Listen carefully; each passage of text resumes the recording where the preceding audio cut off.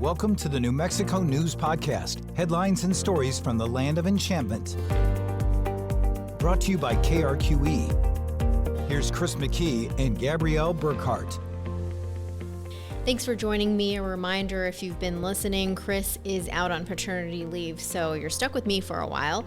This week's topic is one that I'm always surprised by. Now, for those of you listening, maybe this has happened to you, or maybe there's a high likelihood you know someone who's fallen victim to some sort of financial scam. I can think of two people I know in my close circle who this has happened to, and these are not people I would have pegged for falling for some sort of scam. I won't name them, but here at my workplace, for example, at KRQE, we have mandatory training to learn how to spot some increasingly savvy online phishing type scams, how to look for red flags. And even if you're thinking, oh no, I'm really good, this won't happen to me. If you have older parents, there's a good chance that, they could fall victim. There might be some good information in this conversation that you want to pass along to them from this week's topic. So I had a chance to catch up with Brian Watson. We've had him on the podcast in the past. He spent 28 years in federal law enforcement investigating financial crimes, most recently as an IRS criminal investigator for the Southwest region that includes Arizona and New Mexico.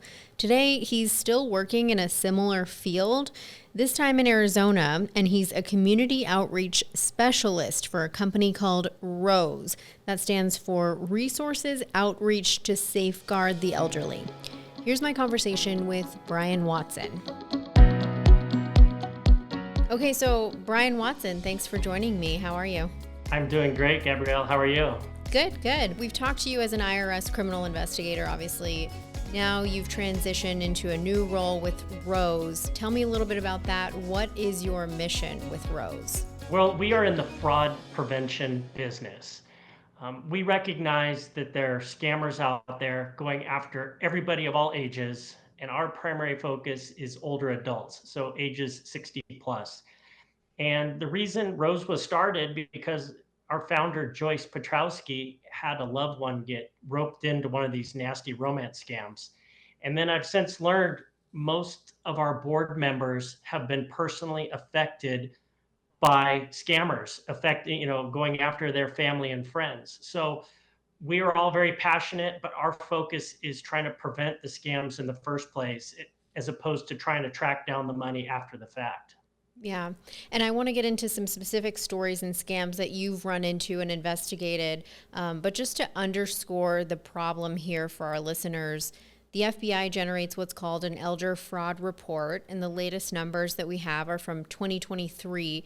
The FBI says its Internet Crime Complaint Center received over 880,000 complaints with potential losses exceeding $12.5 billion. That's with a B.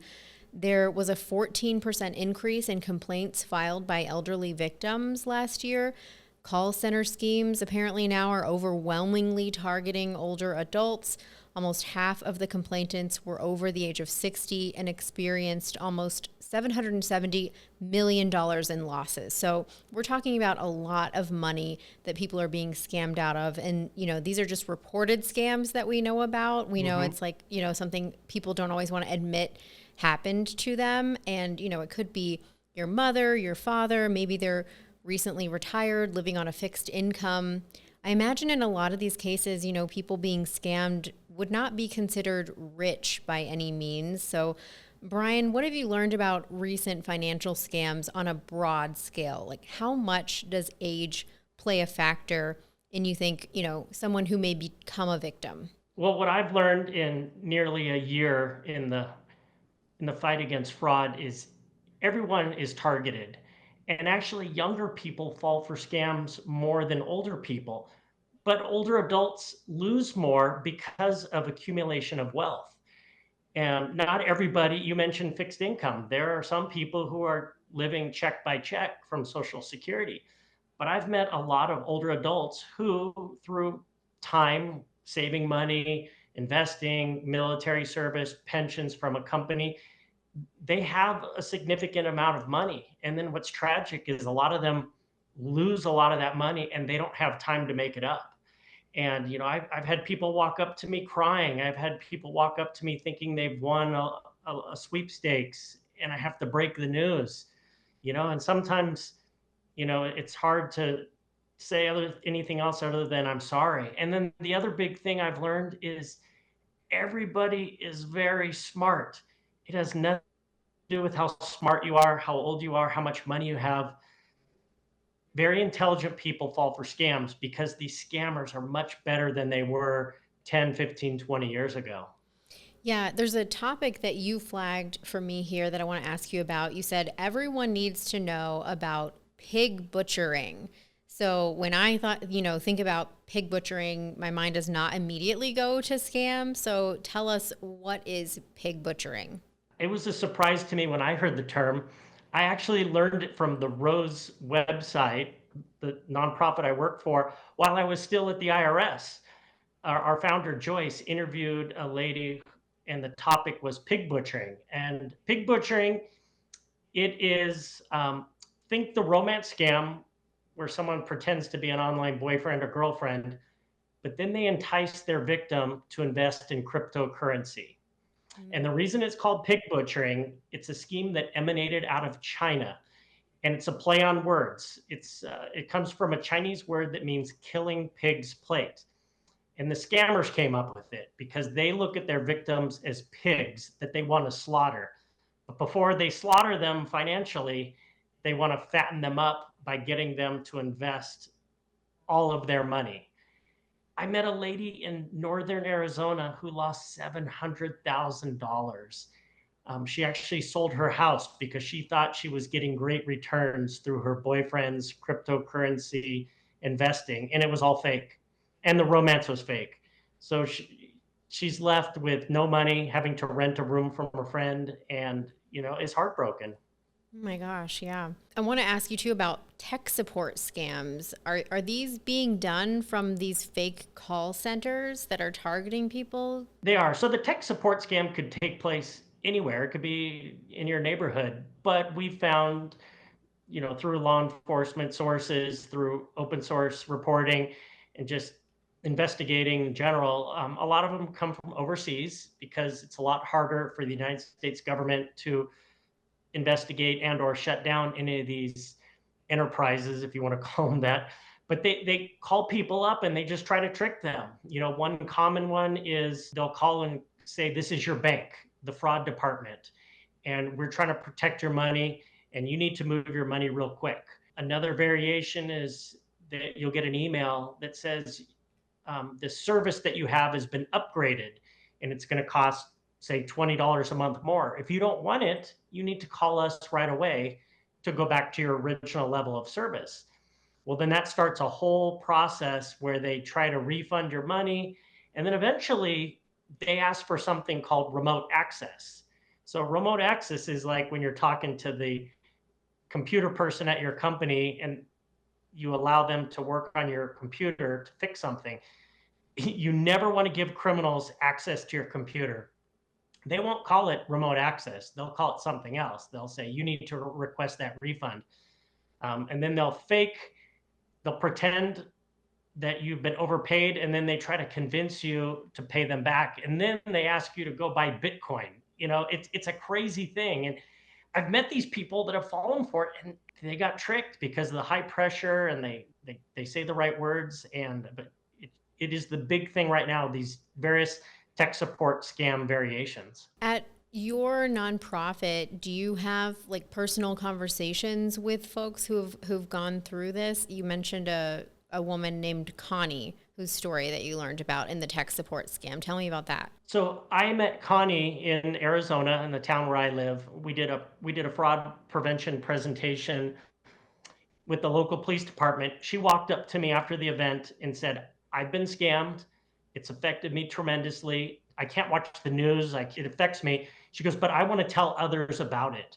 But what happened to her is she got an email saying she was being charged to this upgrade. She made the mistake by calling the number provided by the scammers. They got the remote access. They got into her computer and moved money around to make it look like they overpaid her by $20,000. And they directed her to go to her bank, withdraw money. deposited into a Bitcoin ATM, and she ended up losing $35,000. But I ended up doing a radio show with her and a TV interview, and she was brave. And the best part, Gabrielle, was she went on the radio show and she told the listening audience, I have forgiven myself, because she was beating herself up, doubting her own abilities and thinking maybe I can't handle my finances. I'm, I'm not smart, things like that. But through helping others, it actually has been very therapeutic for her. Wow. Okay. Bank information you mentioned, which is a whole other thing, right? More than ever now, we have our bank information stored on devices. It makes it easy to pay for something. Like if you forgot your wallet, you can do Apple Pay or something. But I know that safeguarding that information is also very important. We've done a lot of news reporting about cyber criminals taking down like big businesses and big agencies, but on a more individual scale. People are also being targeted, made to believe their bank accounts are in jeopardy. I know personally somebody who this happened to, and it was not, somebody that I would have pegged as somebody that would have fallen for a scam. But tell me, how do those cases work? How does somebody get convinced that their bank account is in jeopardy? Well, they're convinced because the scammers are really good. They have scripts that they follow that they're always improving. I met a lady named Sue up in the Phoenix area. She got a phone call. Person said it was her bank, and it happened to be the right bank name. He was very persistent. He said all the right things. He said an insider at the bank, basically an employee, was trying to steal her money. We need to move it quickly. And she believed this guy. Instead of hanging up and calling the fraud department or customer service from a verified number, he convinced her to pull out $200,000. Oh It my was the gosh. majority of her life savings. And over 13 instances, she deposited that 200,000 at a Bitcoin ATM using a QR code that the scammer provided. And she lost it. She actually contemplated suicide after losing this much money, but she was able to call a hotline, reach out to family and friends. There was a lot of shame involved. She thought about ending it, but luckily she didn't. And she actually did a TV story with a TV station in Phoenix and really shared her story. Another instance where a victim was extremely brave, shared her story so hopefully others don't suffer the same fate. She was basically being convinced that her money was being embezzled by her own bank. Right, right. And that's why, when I do presentations, I pull my wallet out, I pull my ATM card out, I flip it over, and I say, that's the customer service number you need to call. You hang up on anyone claiming to be from the fraud department, and they'll understand. If it's legit, they'll totally understand. Mm-hmm. Is there any recouping that money once it's gone? You mentioned people losing their entire life savings. So it depends. With Bitcoin, with any of the cryptocurrencies, you can claw the money back because there's a trail, there's a digital trail where you can see where the money goes. But the really good criminals use intermediaries or people we call money mules. If you contact your bank right away, there are times that they can reverse part of the money and get some of it back. But too many times I've seen it where people have wired money overseas and it's just gone. That's why we really, really focus on the prevention side. Okay. Sweepstakes are another one that just kind of get my blood boiling because, they're all things that make you angry, but to think that somebody is literally convincing a person, particularly an older person, that they won something, getting them excited, who knows how winning a big pile of cash might change that person's life. And then, only to pull the rug from underneath them and take their money.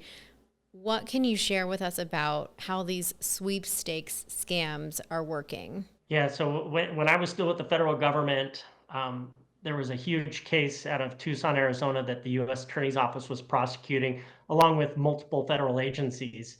And the scammers were primarily out of Jamaica, and they called people that were 80 years and above. We know that from evidence presented at trial.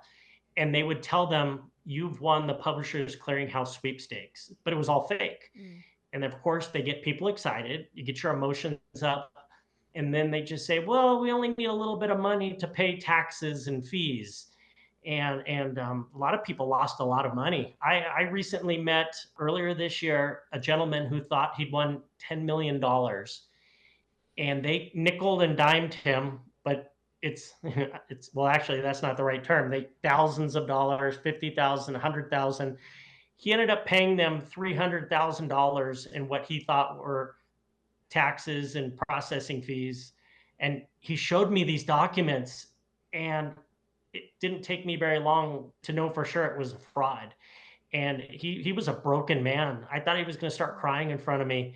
He was actually thinking about going back to work, and he's in his 70s. And he's a smart guy who lives on his own, handles his own finances. He's all there, but these criminals are that good. That's why we have to, share the word about this. And that's why I really appreciate the opportunity to share this information with your listeners and viewers. They're coming after all of us. And if your plan is it won't happen to me or it won't happen to my loved ones, that's not a plan.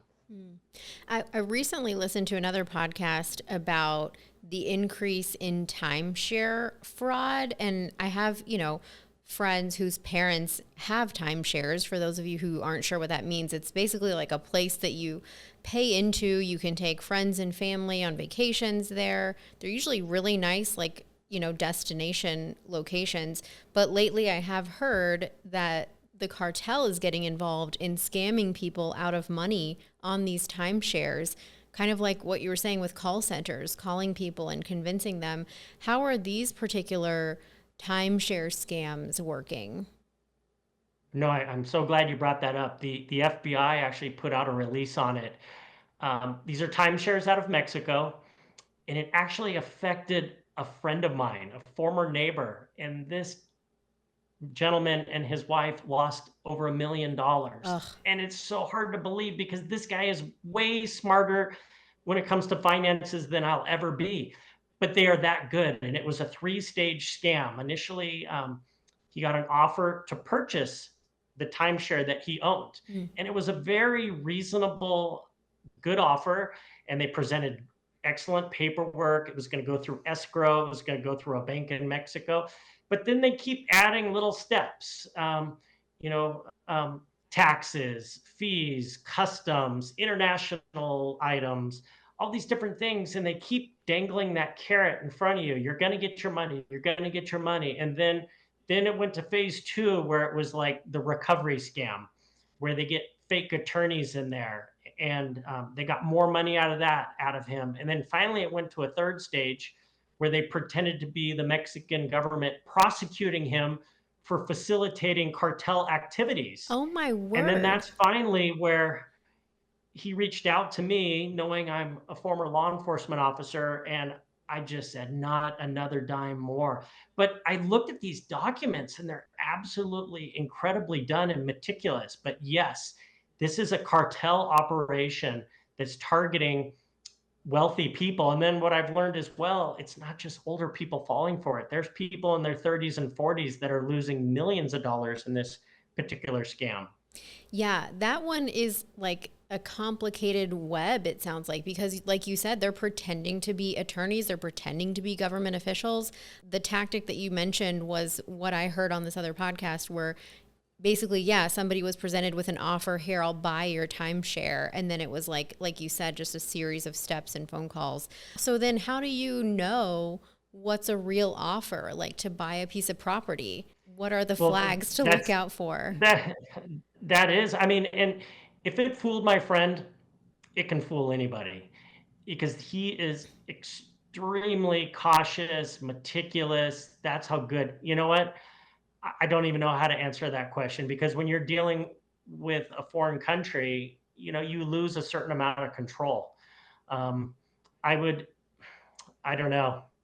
I like staying local with my investments because I'm a citizen here. It's our laws. So I'm really not sure how to answer that question. You have to have someone you really trust in country.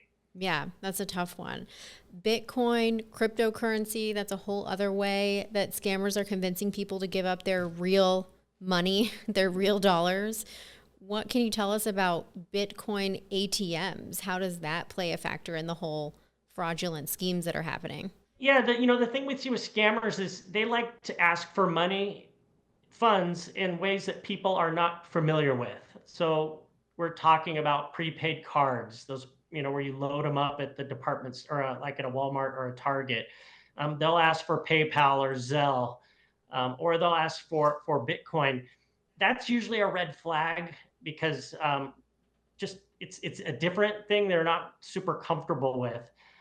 Yeah, we're seeing that's the big thing right now where they'll send you a little QR code. So we're talking that little square with the little black and white marks on it, and they direct you where to go. It's a specific liquor store or convenience store, and they literally have this ATM, and you walk up to it, you scan it, it opens up, and you just start feeding dollar bills into it, and you think you have control over it, but you never have control. So if you ever find yourself or someone who's doing this, you need to intervene. I know in one instance, the people at the convenience store actually intervened and were stopping people, because they see a pattern. They see like a lot of older adults coming in with a big handful of cash, and they just know something's not right. Yeah. So we've talked about a lot of different types of scams, but is there a common theme here that you've noticed as an investigator? Is there something that all these scams have in common? There's 3 phases, and we actually have an infographic called Anatomy of a Scam that I'd love to share with you afterwards, and you can post on the website. Most scams follow 3 parts. You get contacted out of the blue through phone, email, text message, social media, and they're not calling to say hi. They're calling to get you riled up, your emotions going in circles. They want to scare you. They want to get you strike fear in your heart. They want to maybe even say you won a prize. So they take advantage of your greed. And then there's always a call for money. So they're going to ask for the things we just talked about: Bitcoin, crypto, Zelle, PayPal, wire transfers, prepaid cards. And then the overarching theme in this anatomy of a scam is urgency. All the scammers want things to happen very quickly. Time is your friend to prevent being scammed. So you want to take a time out, you want to get a second opinion, call the police department, call a friend, call a neighbor or relative, take a break. So many people, they're afraid to hang up a phone, or they're afraid to delete an email, or they're afraid to go outside. They think they have to respond right away. And that's what criminals do to take advantage of people. Just to boil it down for listeners, tell us, what are the 5 telltale signs of a scam, tangible things that people can, take away from this conversation and maybe look for and say, okay, this is not real? So I would say just what I've learned in the last year, 5 things. Anybody who's calling you incessantly, high pressure from different phone numbers, and trying to keep you on the phone, that's a red flag of a scam. Anyone who says, don't talk to anyone else, you have to keep this quiet. Those are the things like child molesters say to their victims. If you ever find yourself at the bank withdrawing cash and lying to a teller, that's a huge red flag. We've mentioned this multiple times today, but it's definitely worth repeating. Putting money into a Bitcoin ATM is almost always a scam. And then anyone who asks for remote access, they won't call it remote access, but they'll say, in order to refund that money to you, you need to request it. So just click on this little box and punch in $20 and you'll get your refund. And then their little magic box, instead of $20, all of a sudden says 20,000. And then they're going to threaten to have you prosecuted or arrested, or they'll say, I'm going to lose my job. You need to pay that money back right away. So those are 5 things that I definitely see as a pattern that the scammers use. So Brian, you left the IRS and now you're working for this nonprofit. I'm just curious, what makes you so passionate about this particular topic? Has it impacted you or your inner circle personally ever? Well, luckily it's never happened to me or my family, thank goodness. But like I said, I met a friend, someone I've known for 20 years who lost $1 million. And then I almost feel like, well, why didn't I tell him? Every presentation that I do, and I've done over 40 presentations, a victim always walks up to me because we make it a safe environment. We don't judge, we don't put people down. I want to do more, and sometimes these, companies or law enforcement agencies don't want to move with the speed that I want to move on. I want to do 2 or 3 times more because it just makes me angry when hardworking people spent their whole life saving and delaying gratification and then they lose a significant amount of money. It really angers me. And I can talk and I can tell stories and I can network. So this was a perfect thing for me to transition to. Is there anything else I'm missing or a particular story that's stood out to you in your career that you want to share or want people to, take away from this conversation or this warning? Yeah, if you're like, I'm in my early 50s and I grew up answering the phone because when it rang, you answered the phone.